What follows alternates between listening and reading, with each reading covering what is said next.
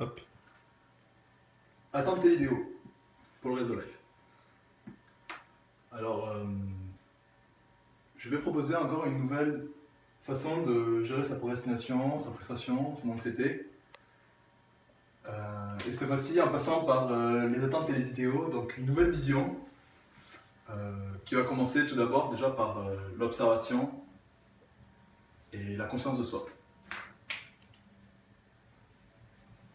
Donc, pour commencer, il faudrait déjà s'entraîner.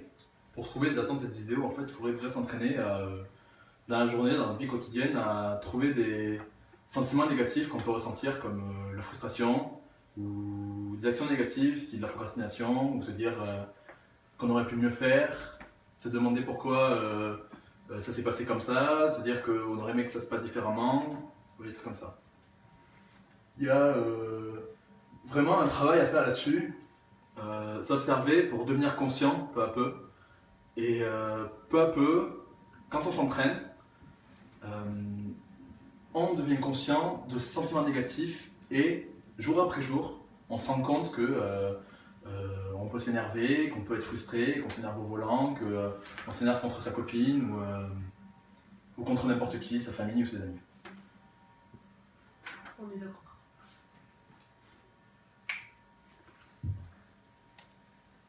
Du coup, je propose rapidement de reconnaître derrière tous ces sentiments négatifs, après qu'on se soit entraîné, après qu'on les ait vus, qu'il y a des attentes et des idéaux derrière tout ça.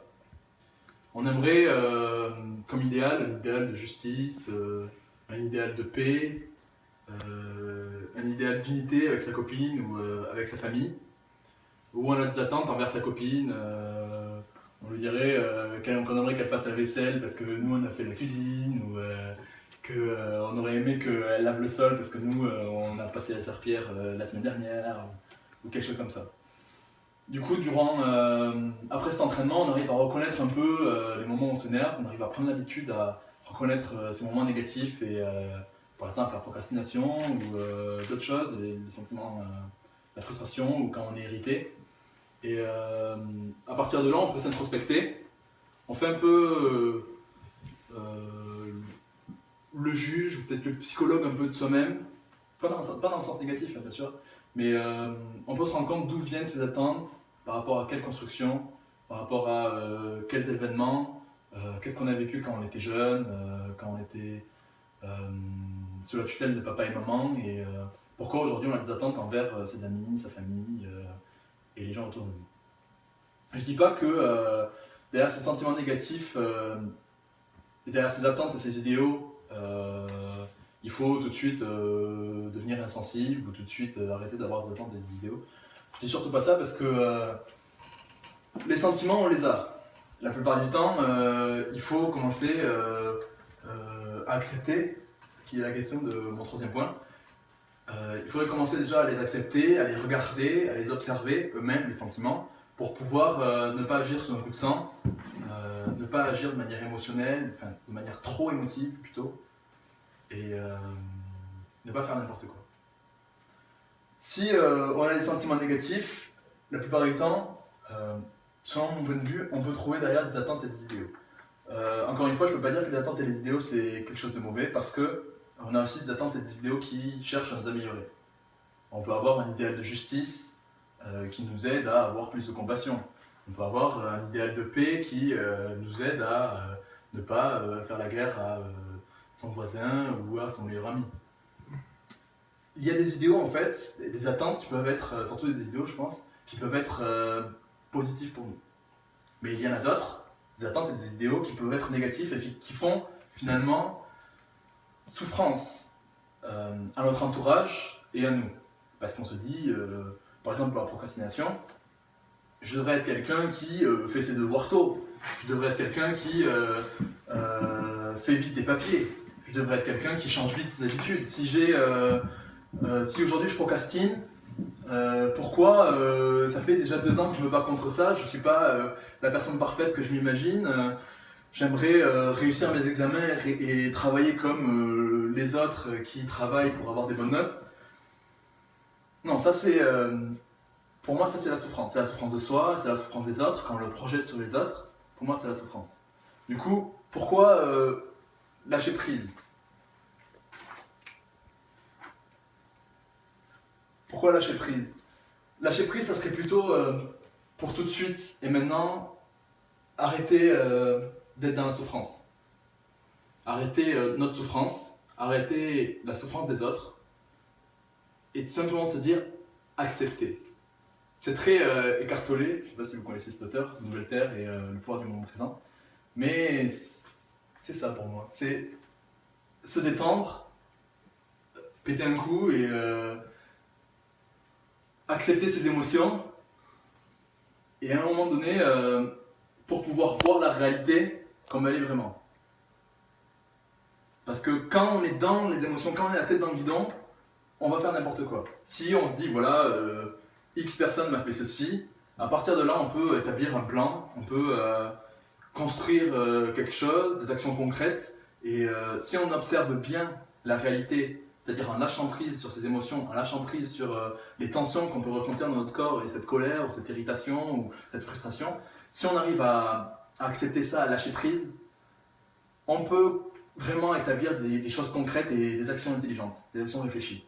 Si on le fait pas, ça sera le contraire. Du coup, ça résonne beaucoup avec le moment présent. Le moment présent, c'est, pour moi, si j'essaie de le résumer, en tout cas, par rapport à cette thématique, c'est se concentrer sur l'instant présent. C'est-à-dire que l'instant présent, il n'a rien demandé à personne. Il est là, il s'est dit je suis. Et il s'est dit je suis. Le futur, il n'est pas encore, et le passé, il est passé.